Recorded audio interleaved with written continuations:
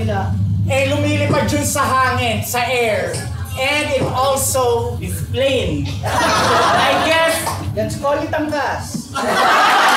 So our next game is a storytelling game. We're going to be telling you a story. I'm going to need you to give me 10 words. Airplane, safety pin, baliw, toothpaste. Wait lang, nasa toothpaste pa lang kami. 1, 2, 3, 4, 5, 6, 7, 8, 9. One more. Chararat. Everyday language, I trust you. What will happen is we have our conductor, Ae. When she points at one storyteller, that is the storyteller that has to tell the story. And when she points at someone else, that person will continue the story hanggang matapos natin ang kwento at mga words.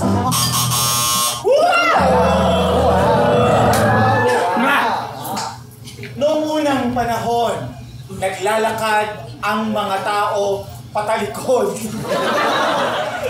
Hindi nila nakikita kung saan sila papunta because Sila ay bago lamang sa mundong ito.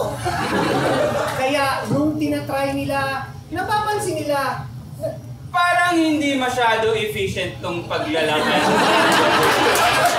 There must be a better way of traveling than walking backwards. Naisipan ng isa sa kanila na mag-invest sa capitalism. Dahil through capitalism, maiiba ang kanilang buhay.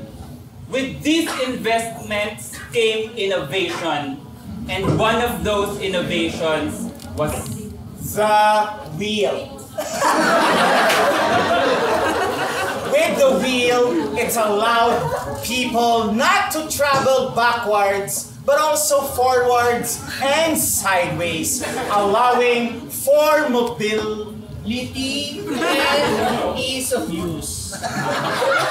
Sila ay natutong gumawa ng iba pang mga bagay na may gulong, katulad ng Yakult. Kaya naging importante rin ang tiyan. Sa tiyan na to, na-realize ng mga tao na pagkatapos kong kumain, kailangan ko palang mag-toothbrush. At para mag-toothbrush, kailangan kong gumamit ng toothpaste. At doon sa tube ng toothpaste, na-inspire sila. Na fuel na naman ang minds ng tao. Because of course, a free mind does not mean that they cannot sink nor swim. It means baliw lang talaga mga tao.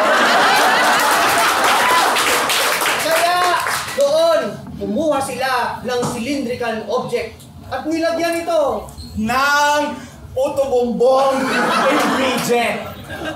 The very special salted egg topping they use. Tapos doon sa salted egg topping, natuklasan nila na pwede pang mag-decorate. Maraming eme, maraming chararat. at sa cylindrical na tube, naisip nila, paano kaya kung palipalin ko to? Lilipad dito ng mataas na mataas at matatransport lahat tayo na nakasakay lang sa gulong. So mas malayo ang ating matatraverse. Ano kaya ang itatawag natin dito? Sabi nila. Lumilipad yun sa hangin, sa air. And it also is plain. I guess, Let's call it angkas. because it allowed them To share the ride and share the fun. Just like an airplane. We sit beside each other And go to places that allow us to celebrate and go thorough. so that we can slay our inner demons.